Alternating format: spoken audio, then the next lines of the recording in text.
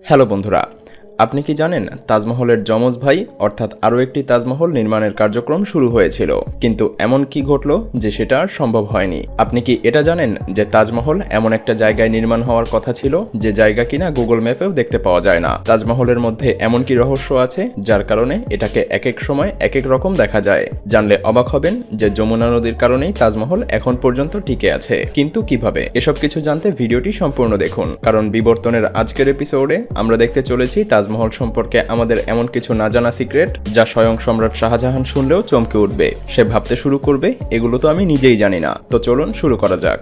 আপনি জানেন কি তাজমহল এক এক সময় এক এক রকম ভাবে দেখা যায়। আপনি যখন তাজমহল সকালে দেখবেন তখন এটাকে সফট গোল্ডেন কালারের দেখতে পারবেন, আবার দুপুরে দেখতে পারবেন ব্রাউন হোয়াইট কালারে, আর সন্ধ্যার সময় হালকা হলুদ রঙের। এটার কারণ হলো তাজমহল তৈরি করা হয়েছে সাদা রঙের মার্বেল পাথর দিয়ে, আর আকাশের বিভিন্ন রঙের রিফ্লেক্টের কারণে তাজমহলকে বিভিন্ন সময় বিভিন্ন রঙে দেখা যায়। আর চাঁদনি রাতে তাজমহল ঠিক এমনটা দেখায়।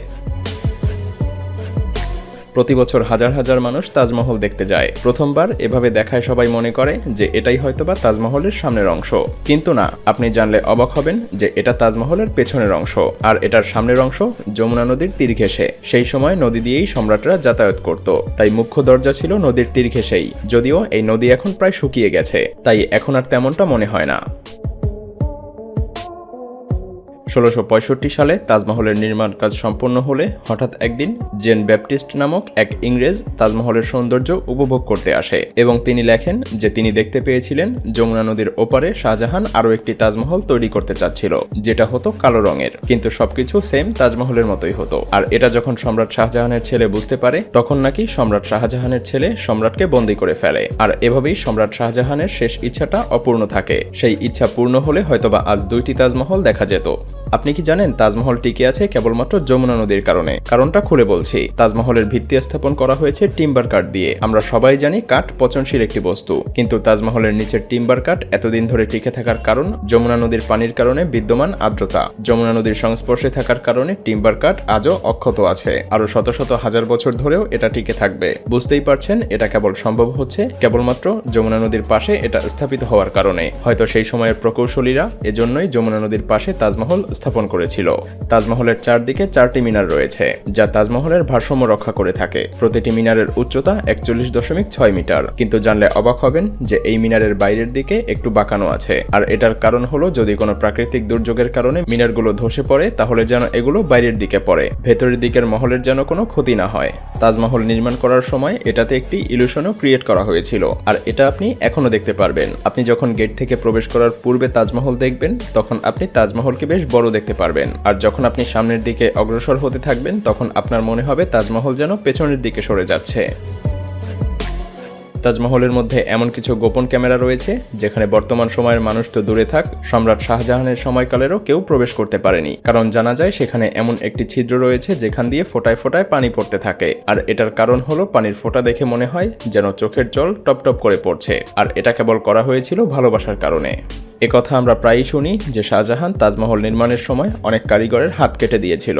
যদিও এটা নিয়ে বেশ বিতর্ক রয়েছে, তবে এটা নিশ্চিত যে সম্রাট শাহজাহান প্রায় সমস্ত কারিগরকেই কিনে নিয়েছিল, যাতে করে সেই সমস্ত কারিগর ঠিক তাজমহলের মতো করে অন্য কোনো স্থাপনা আর কোনোদিন নির্মাণ না করতে পারে। আমরা সবাই জানি সম্রাট শাহজাহান তাজমহল বানিয়েছিল তার স্ত্রী মমতাজ বেগমের জন্য, আর মমতাজ বেগম তার চতুর্থ সন্তান জন্ম দেওয়ার সময় মারা যায়। জানলে অবাক হবেন যে তাজমহলের মধ্যে শুধুমাত্র মমতাজকেই দাফন করা হয়নি, সম্রাট শাহজাহানের আরও 5টি স্ত্রীকে এই তাজমহলের মধ্যেই দাফন করা হয়েছিল। আপনি কি জানেন এই তাজমহল প্রথম দিকে আগ্রার পরিবর্তে বুরহানপুরে নির্মাণ করার সিদ্ধান্ত নেওয়া হয়েছিল, তবে শেষ পর্যন্ত সেটা সম্ভব হয়নি, কারণ বুরহানপুরে তাজমহল তৈরি করার সমস্ত কাঁচামাল নিয়ে আসা কোনোভাবেই সম্ভব হচ্ছিল না। তবে আগ্রাতে যমুনা নদী থাকার কারণে সমস্ত কিছু নিয়ে আসা বেশ সহজ ছিল, তাই পরবর্তীতে তাজমহল আগ্রাতেই নির্মাণ করা হয়েছিল। ব্রিটিশরা যখন ভারতবর্ষ 200 বছর ধরে শাসন করছিল তখন তারা তাজমহল থেকেও বেশ কিছু লুটপাট করেছিল। জানা যায় ভারতবর্ষে যখন প্রথম ব্রিটিশ বিদ্রোহ শুরু হয় তখন ব্রিটিশরা তাজমহলের দেয়াল থেকে বহুমূল্যবান কিছু রত্ন নিয়ে গিয়েছিল, আর এগুলো এখন দেখা যায় না বললেই চলে।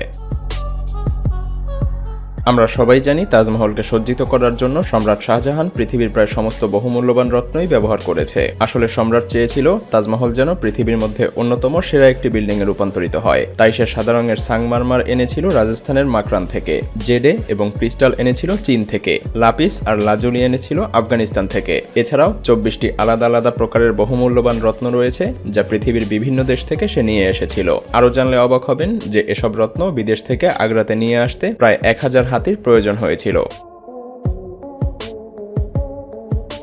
জানলে অবাক হবেন তাজমহল নির্মাণের সময় সেখানে প্রায় 4000-এরও বেশি বৃক্ষ ছিল, প্রায় সমস্ত ধরনের গাছগাছালি ছিল, সবসময় পাখির আনাগোনা থাকতো। কিন্তু মোগল সাম্রাজ্য পতনের পরে এর সবকিছুই নিঃশেষ হয়ে যায়। তবে বর্তমান সময়ে যে সকল গার্ডেন দেখা যায় সেগুলোকে রোপণ করেছে লর্ড কার্জন। লর্ড কার্জনের আগে ইংরেজ শাসকরা তাজমহলের মধ্যে বিভিন্ন ধরনের নাচ গান করত।